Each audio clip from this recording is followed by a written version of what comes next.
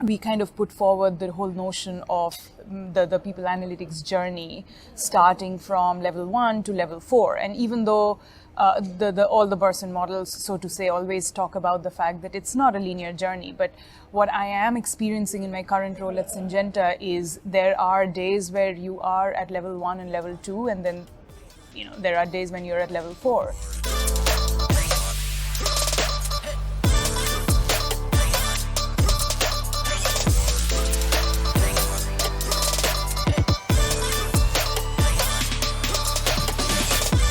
Hi Madhura, it's a pleasure to have you here at the HR Congress in Nice.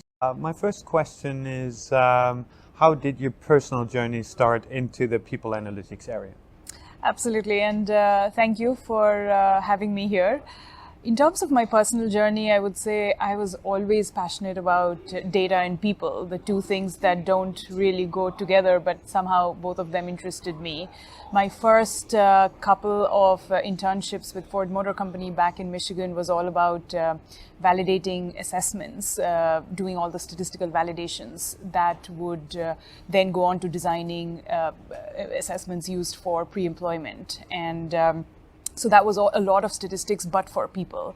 And then my next job with Dell Technologies, I managed the engagement survey and all the analysis that went behind it. So even though it was not called people analytics back then, it was always about people and data. And then it gradually morphed into more of a people analytics role over time when I joined Deloitte for more in a consulting and research role, and then now currently at Syngenta to lead the people analytics team. So it started with people and data, and then it became people analytics when there was a name to it.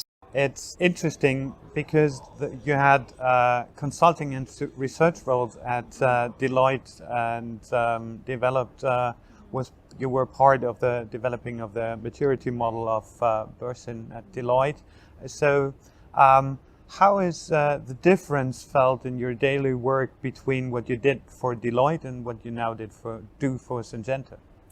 Yes, I think building the model and studying how the industry works or how companies work or telling others what to do is very different from actually building the team and building the capabilities. So very, very different set of challenges required. And I'm not saying any one is easier or harder. Both have its challenges or joys. But what I do think is while building the model, you kind of get to see the entire spectrum of organizations, right? So organizations who are just starting the journey and organizations who are at say level 3 or level 4, very, very advanced.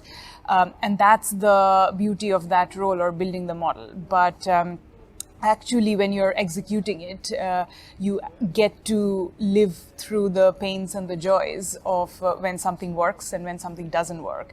And when you see something to be successful, there's a certain amount of pride that comes with it. And that's I don't think that can be replaced by anything when you're actually doing the job. So I think that way it's different, the two experiences.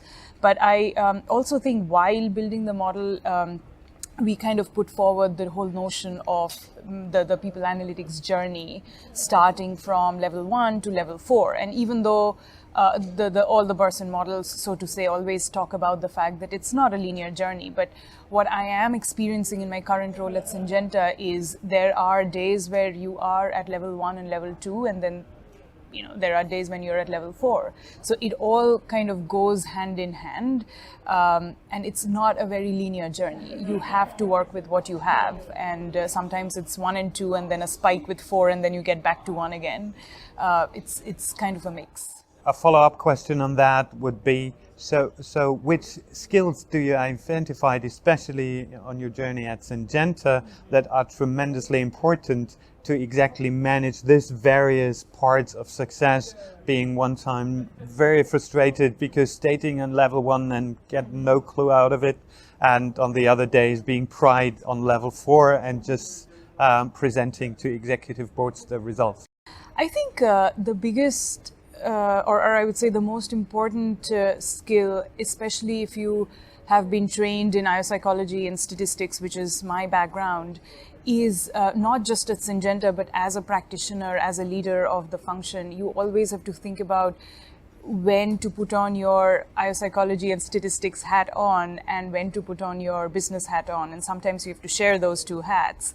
So making those calls of, this is kind of, these are the parameters with which I need to be working, because in the field of statistics there are some givens. You cannot just run a correlation if you have two people in your data set, right? So you need a specific n size to be running certain analysis, but oftentimes the business demands are very different. You may have HRBPs come to you and say, hey, could you run some analysis, but we only have 20 people who actually are in the data set. So how do you balance the hat? How do you balance those two demands? And how do you communicate it back saying, would love to run it, would love to run some numbers and tell you what exactly is going on, but this is what we need, minimum, to be running those analyses. So that's always a balance. And sometimes you have to give in, and I'm not saying run correlations with two people, that's not possible, but sometimes you do have to bend those rules and try to figure out what will address the needs of the HRBP or the current needs of the business, but at the same time not give up the rigor of the analysis. So that I think is the most important skill.